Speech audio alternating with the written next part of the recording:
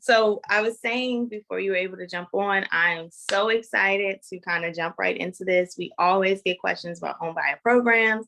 As you know, we kind of spoke about it. So yeah, I'm very excited to get some of these questions answered. So go ahead and first introduce yourself.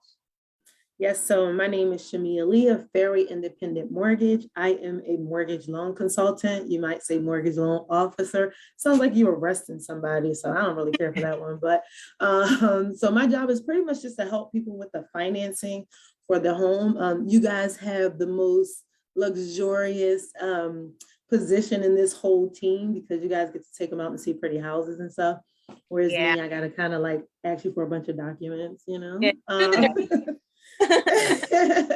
But the end goal is to get everyone to the finish line smoothly. So that's what I enjoy about it. So that's what I do.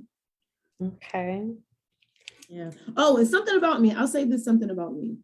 I'm a former real estate agent. So the good thing is a lot of times when your clients come to me, I can kind of give them the background that you guys are giving them as well as my side. So I guess I'll be a double threat. I'm working on that triple threat one. I'll just be a double for now.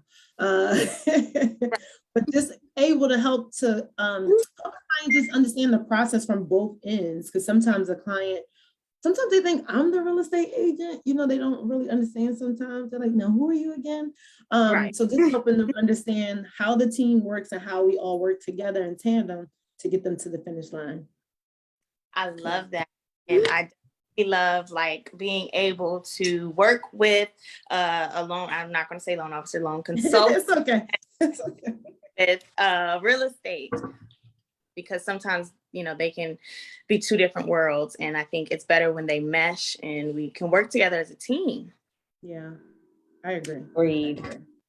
Agreed.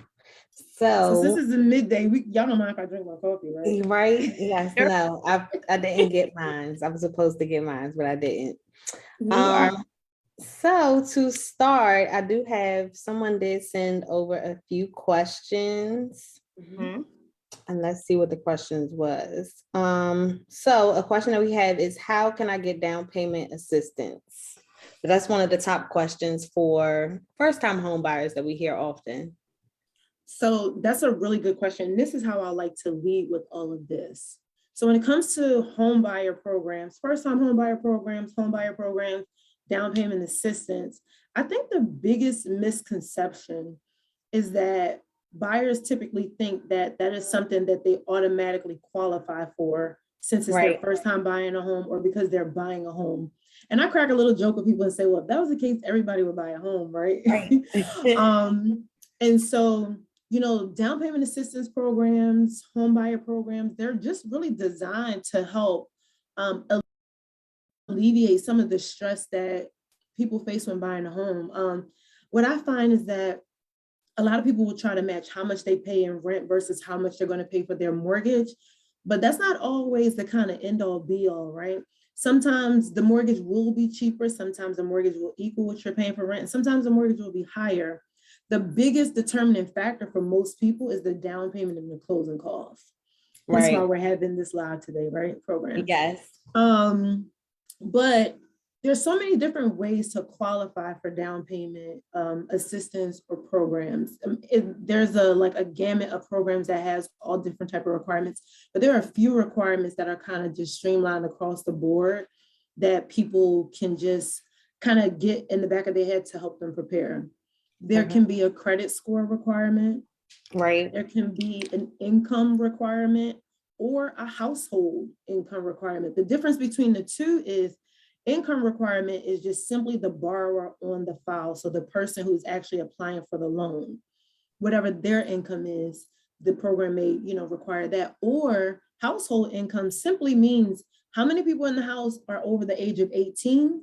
The program is going to take into consideration all of their income. And sometimes buyers are like, well, they're not on the loan, Right. But when it comes to the program, they care about that and they use that as a decision on if they will qualify you or not. So that's another one. So sometimes you have buyers who have adult children, may have like a parent or something living with them, or maybe have like a live-in spouse that's not a husband or a wife. And so sometimes people don't understand, that the program will require that, and some of them do. And then sometimes there is a debt to income ratio requirement, which simply Right. means that the program is balancing how much income you have coming in and how much debt you have going out. So kind of Right. a quick little, I guess, run through of how you can look at debt to income. Let's say somebody has on their credit report. Now, when we look on your credit report, we're just looking at your monthly payments. So a lot of times people will look at the balance, like let's say they have a $70,000 car balance or a $100,000 student loan. They think we're looking at that. We're looking at the monthly payment. Well, scratch that, not the student loans. That's different. We'll talk about that later. Okay. But we're looking at your monthly payments. So let's say a person has on their credit report, their monthly payments are coming to around $1,000, right? Like this car note, couple credit cards, it's coming to like $1,000 a month. Let's say the new mortgage payment is going to be about $1,500. So for us, that person has $2,500 in monthly debt. Now let's say that same person has $5,000 in income coming in. In this scenario, that person has a 50% debt to income ratio because half of their income is going towards debt. And the program, some programs want you to have a 45% debt to income ratio or 50% debt to income ratio. A lot of programs out there actually want you to stay at 45%. And what does that even mean to somebody who's listening to this? That simply means sometimes everybody's situation and everybody's credit profile is different, but sometimes that means that you can't afford that house that you really want to buy because it's going to make you over your debt to income limit. That is not a fair way or a lender requirement. That's a requirement for the program. So when you do use programs, you kind of have to negate what the lender is saying and do everything the program wants you to do, because we're kind of like at the mercy of the program. So you have, when it comes to programs, they're looking at income, they're looking at your credit score, they're looking at your debt to income ratio. And so those are typically the three. If somebody wants to prepare themselves, those are typically the three that any program would be looking for. And sometimes programs are based on location. There are programs that are just specific to a specific location. And then they're going to have their own set of requirements. But if you check all three boxes with your income, your credit score, and your debt to income ratio, that will determine whether or not you qualify. And it does not mean because you are a first-time home buyer that you're automatically going to qualify. There are some first-time home buyers who, because of their income, they don't qualify. Or maybe their credit score doesn't meet the requirement and they need to wait and work on their credit so that they can apply for the program. I hope I answered that question. Let me tell y'all something about me. I can talk. Okay, I can talk. Like, you know thyself. Know thyself. You did. That was a good one. So basically, for our home buyers, they need to be focused on their income, their credit, and then the debt to income. Yep. Those are very, very important things. Yeah. Another question that we have is, how do the lenders select a home buyer program for, say, someone is going to do your application? How do you select a home buyer program for that person? It would depend on the criteria of the program, if they qualify for it, maybe the area that they're looking in, maybe that area has a specific program that we see that they'll qualify for. And I don't know if this is a question, and I might be getting ahead of myself, but I will say this. Something I think that is highly important for anyone listening to this recording, come close.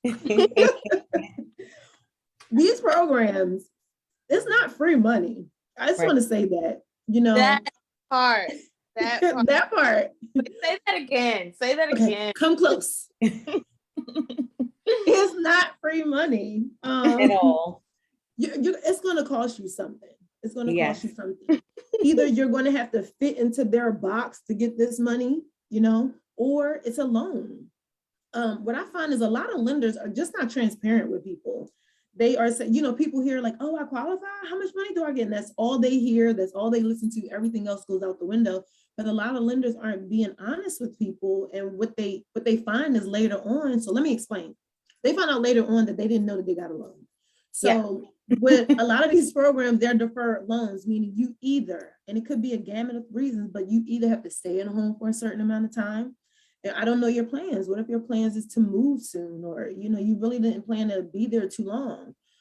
So either you have to stay in there a certain amount of time before it's forgiven. Some are not forgiven at all.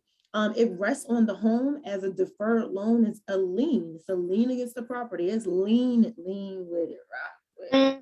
It's leaning on the property. And when you go to refinance or sell your home, you owe that money back. It's not a payment arrangement. It's not a payment plan. You owe that money back. So if you got $10,000 from this program and it was a deferred loan, when you refinance or when you sell, you owe the state or that program back $10,000. And a lot of people don't realize that because, everyone's just kind of very emotional. It's very exciting. It's an exciting time for people. So a lot of times, you guys know that. I know you guys know that. You take somebody out, this is their budget. As soon as they see that stage home, that budget goes out the window. Yes. And that's how it is with these programs. A lot of people only hear the part of getting the money, but when I'm talking to a client, I'm making sure they understand these are the requirements and these are the pros and cons, and then they can make the decision if that's what they want to do. So I have a question. Do you have any programs that you would say are your favorites? Put me on the seat. No, okay, I'm going to answer this question. I'm going to answer it, but I'm going to give a little caveat to it. Mm-hmm. I'm going to say this program, the only reason it's my favorite, because it has some cons to it as well, would be the Maryland Mortgage Program grant. Mm-hmm. The only reason is because you don't have to pay the money back. The flip side, well, I'll just say this, when you use a Maryland Mortgage Program, so anybody watching this from Maryland, hey, but when you use the Maryland Mortgage Program, you have to use their interest rate. So typically, the interest rate any buyer will get will be determined by their credit score. That's how we'll know what interest rate that pretty much you earn. When it comes to the Maryland Mortgage Program, you have to use theirs. Right. And 10 times out of 10, their interest rate is higher than the going interest rate. And when it comes to the grant, the Maryland Mortgage Program has two sides to its program. It's the same program across the board, but it's two sides to it. One is the deferred loan, which you owe the money back when you sell or refinance. The other side is the grant portion. The grant portion, you don't owe the money back, but the con to the grant program is that the interest rate is higher than the deferred loan. And that's because you don't have to pay the money back. So pretty much when I have a client using that strategy, it's like you have to already plan to exit out of it. Just kind of know, what your plans are going to be. So that's the only reason why I will say it's my favorite, is only because people don't owe the money back. Again, people don't think about it until it's time to either refinance their home or to go to sell their home, and you guys sit down with them and you go to do the listing and you're looking at the mortgage payment. You see the balance. Oh, Miss Johnson, you only owe $200,000 on your home. It's worth $320,000. After we take away all your expenses, lady, you're gonna walk away with $70,000 or something like that, And then we get her, get her in and she's ready to buy this house, and then this lien pops up. Right. And now Ms. Johnson owes an extra $10,000. Yeah. That's kind of like how we see it. People don't understand it, they didn't remember, they don't know, because it's a silent lien. And what that simply means is you don't know about it. Even when people are going to closing, they're signing that they understand and that they acknowledge this. But you guys know how many people are sitting there like, give me a second, I need to read this before I sign. Only you. It's like pretty much you pay, you stay. But your lender should have explained that to you. And so that's something that will be in the back of their head when they decide to refinance or sell, that it shouldn't come as a surprise, pretty much is what I'm saying. So in short, that's the only reason why I choose that one. Okay, I love it. That's actually a really popular one right now. Yeah, it's very popular, the Maryland Mortgage Program. But I love that you touched on the fact that, again, none of this stuff is free money. And at some point, you do have to give it back or, stuff like that. Yeah, it's always going to come with a cost. Even the grant, even though you don't have to pay it back, you take a higher interest rate, which is going to make your monthly payments higher, So it's all a cost. So if you ask me, people who are listening to this, if you have time to prepare, save as much as you can. You know, you can only really save as much as you can after your expenses. Make sure you're budgeting yourself to save. If buying a home in the near future is a goal of yours, make sure you are saving, because even if you use a program, that doesn't cover 100% of your closing costs. Yeah. And when we say closing costs, we mean down payment and closing costs combined, and we call that closing costs. Any program is never going to take care of all of that. I think that's a misconception that, you know, sometimes when I talk to buyers, and I always ask the same question: how much money do you have saved and set aside for this purchase? And they're like, oh, I don't have no money. I got $0. Yeah, I'm like, well, how are we buying this house? Oh, ain't there programs? Right. You know, but even still, these programs don't take care of everything. And then there are other expenses, which I know you ladies are sharing with your clients. You have upfront costs. When they come to me, we're talking about closing costs and down payment. But let's talk about the upfront costs. You know, you have to have an earnest money deposit. You have to have a home inspection, appraisal. It costs to buy a home. And honestly, like when you're buying a home, there's a certain level of responsibility that comes along with that. It's really not wise. If you haven't learned to save, it's really probably not the best idea for you to buy. You know, no matter how much people may say buy a house, buy a house. But there's no janitor that's going to come along. Like a couple of weeks ago, water was gushing out my house. I was like, what's happening here? No. You know, and I forgot to turn the pipe off for the winter, and it bust because it froze. And water's coming out all over the place. I had to pay to get that fixed. Yeah. So, but just saying, anything can happen when you move into your home. You know, the furnace could go, the air conditioner can go, the water, you know, something could happen. And you need to take care of that. So you have to already kind of be in the habit of saving, you know, because there's no one now to call.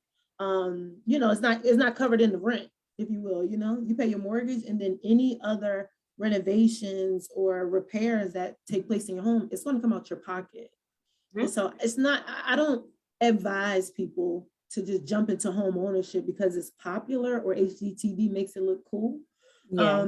It's a huge responsibility, and not to be anything scared of, because it's a beautiful thing, because there's nothing like earning that equity. Like, where else can you get that for such little money, you know? And not only just that, I've seen a lot of people, like with COVID and situations like this, a lot of landlords found out that they could actually sell their homes for top value right now. So a lot of tenants have been kind of kicked out of their place before the lease is up. So it's definitely benefits to home ownership, but there's a lot of responsibility that comes with it too. And I think that's sometimes not understood. Yeah, I had a lot of clients, towards the end of last year, come to me with the same issue, you know, just saying like, the landlord is letting me go. They're selling the property. And the problem was that they didn't have any money saved. Their credit wasn't good because they were comfortable, you know? So again, that's something good. I think the economy has clearly shown us we don't know what's next. We can't really predict it. So it's always best to save, put yourself in a good situation as best as you can. Even jobs are no longer secure. And so when you're venturing out in something to home ownership, which is amazing, like, don't get me wrong, it's a beautiful thing. It's nothing like owning your own and making it your own. But it definitely is a responsibility, and you want to take pride in that. So even going through the process, you don't want to kind of haphazardly or sloppily go through like, oh, I don't have no money, or I don't know what to do. Aren't there programs? You don't want to have that type of mindset coming into this. You want to do stuff like this, like jump on lives like this, or read, or reach out to a professional like Brittany and Brianna, or a lender like myself, and educate yourself. So while you're preparing, you know exactly what you need to do. So when that time comes, you know, you're not shocked with the information that you're getting. Right. Agreed. Another question that we have, so the interest rates increased a little bit. How does that impact the interest rates for the first time home buyer programs? Do they increase because everyone else's interest rates increased, or do they kind of stay the same for a little bit? Oh, they went up really high.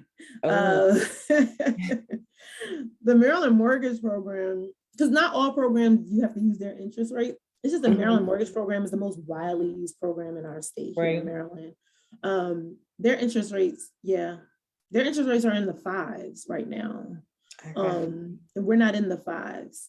but their interest rates are in the fives. Everyone is positioning themselves to protect, like a lender, meaning, this is an investment for the lender as well. It's almost, Yeah.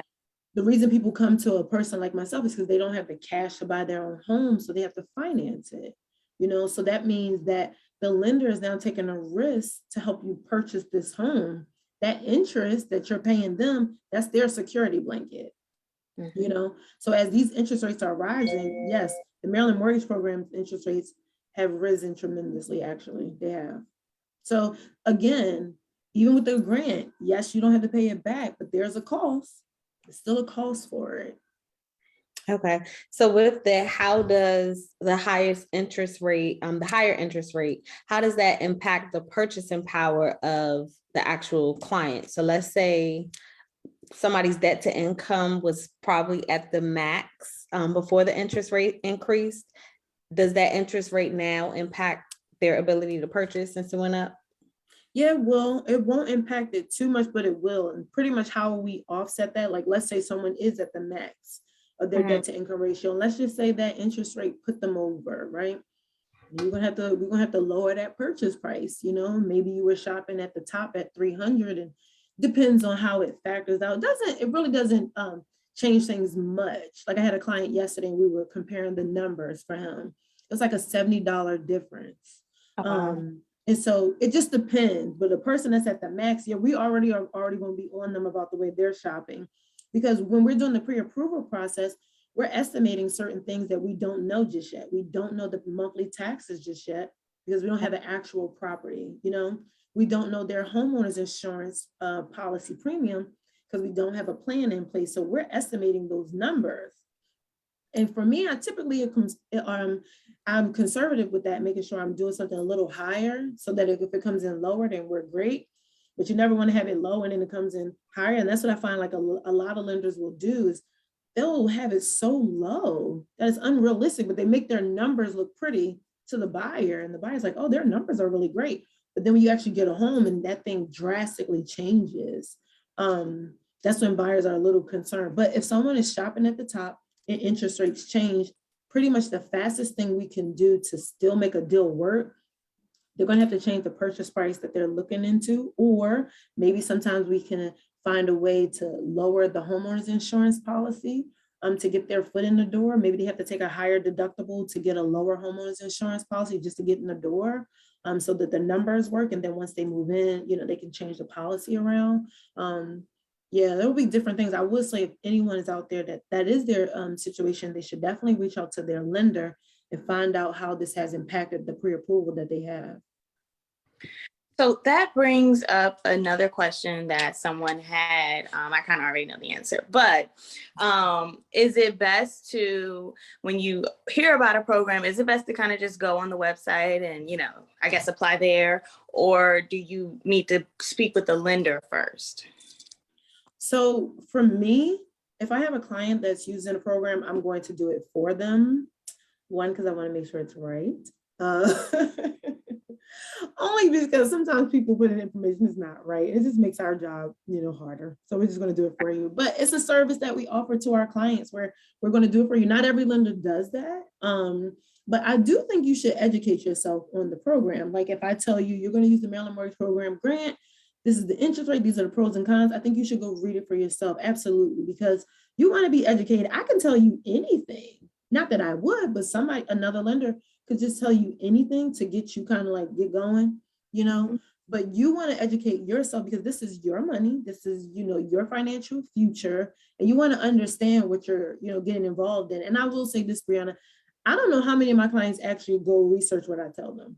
I don't know. And, I understand they trust me, but I do think that it would be wise to educate yourself. So find out if your lender is telling you, because there are lenders that are putting people in programs and people don't even know what the program is. They don't understand the program.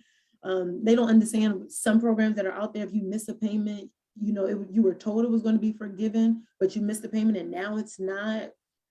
And they don't know that. They don't know that. So I do agree with you.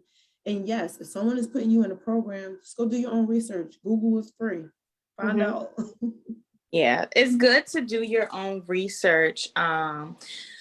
But a lot of people, sometimes they are weary about speaking with the lender before they're ready, and we kind of talked about this in our private conversation.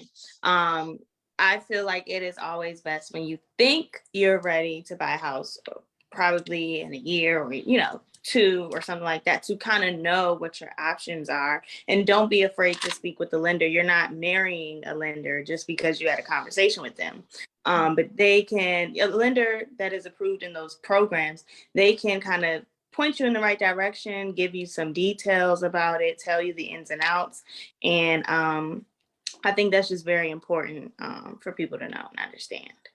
Yeah, for me, again, I can't speak for every lender, but I absolutely have conversations with people all the time who just want to know what they should do. And I think there's nothing wrong with that. I think it's best that you do that because a lot of people have their own idea of what they should do, and it's not always the right thing.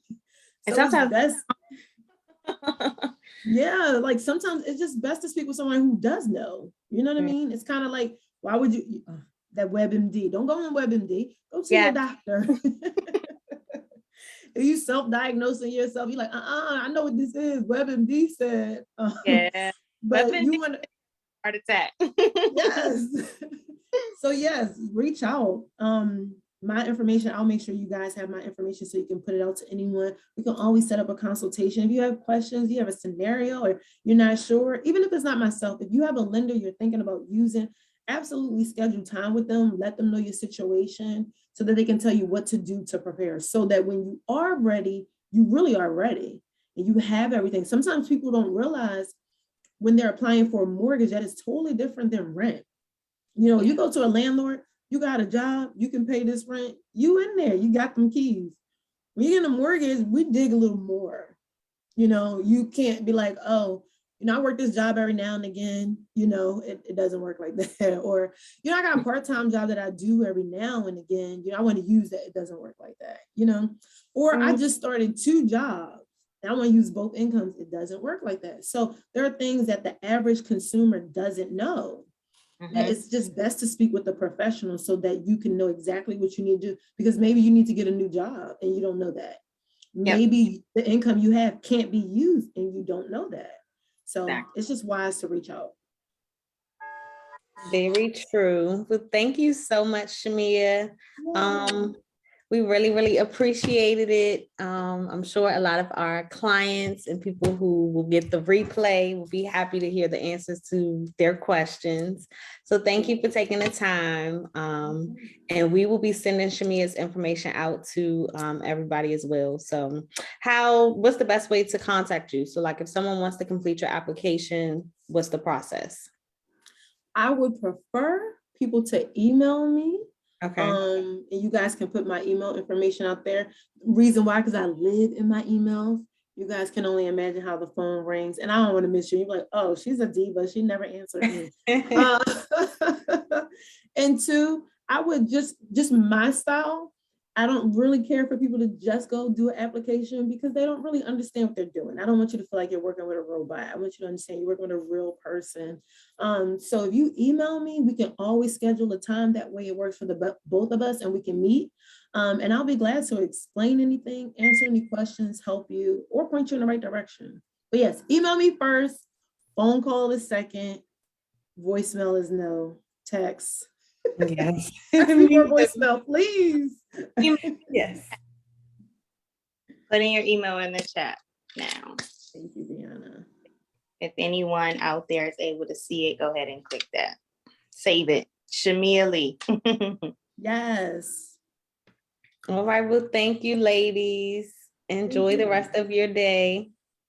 All right, Clark sisters. See you later. See you guys.